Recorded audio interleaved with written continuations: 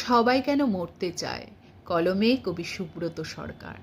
জানি আমি মৃত্যু শেষ কথা বলে না, জানি মরে গেলে সব সমস্যার সমাধান হয় না। তবে কেন এত মৃত্যু? অগণিত বেকার কেন চায় মৃত্যু যন্ত্রণা? ঘুমন্ত গান্ধী মূর্তিটা হঠাৎ জেগে উঠল, তাকিয়ে দেখল এত কিসের ভিড়। বুঝতে চাইছিল কি হয়েছে এখানে। ধর্মতলা আজও যেখানে কত যন্ত্রণার মিল। তুমি কি ভালো আছো বিবেক? একটু তাকিয়ে দেখো না, মাথাটা উঁচু করে দেখো না, অগণিত বেকার চিৎকার করছে দাঁড়িয়ে বা বসে ধর্মতলায় গান্ধী মূর্তিটির নিচে। অসুস্থ ক্যান্সারে আক্রান্ত মেয়েটি প্রতিদিন আদালতের পথে হেঁটে যায়, খোলা দরজার সামনে চুপ করে দাঁড়িয়ে থাকে। জীবন যন্ত্রণা তাকে মনে করিয়ে দেয় হয়তো সে বেঁচে থাকার স্বপ্ন দেখে, কিন্তু তাকেও জীবন্ত লাশ হয়ে রায়ের আশায় দাঁড়িয়ে থাকতে হয়।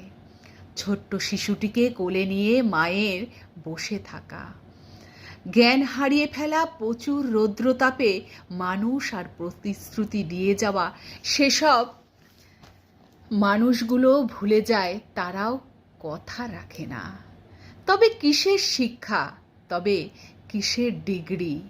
দিনের শেষে পাওনা যখন মৃত্যু। অগণিত বেকার যখন মরতে চায়, ঠান্ডা ঘরে বসে থাকা মানুষগুলো প্রতিদিন গণতন্ত্রকে হত্যা করে বেকারগুলোর গলা টিপে মারতে চায়। এরপরও আমরা ভাবি আমরা সন্তানদের ভবিষ্যতের কথা। এরপরেও আমরা ভুলে যাই শিক্ষা নয়, টাকা চাই। এরপরেও নিতান্ত নির্লজ্জ ভাবনায় পড়ে থাকি আমরা মানুষ। নিজের কথা ভাবতে ভাবতে কখন যেন ঘুমের দেশে চলে যাই।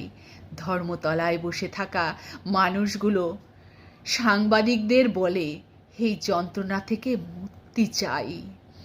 আমরা সবাই মরতে চাই, তবুও কলম চলবে, তবুও হয়তো কেউ লিখবে, তবুও দিনের শেষে নতুন দিন আসবে, তবুও দেখব শুনতে হবে প্রতিটা দিন প্রতিটা সময় জ্বলন্ত চিতা দাউ দাউ করে জ্বলে উঠবে।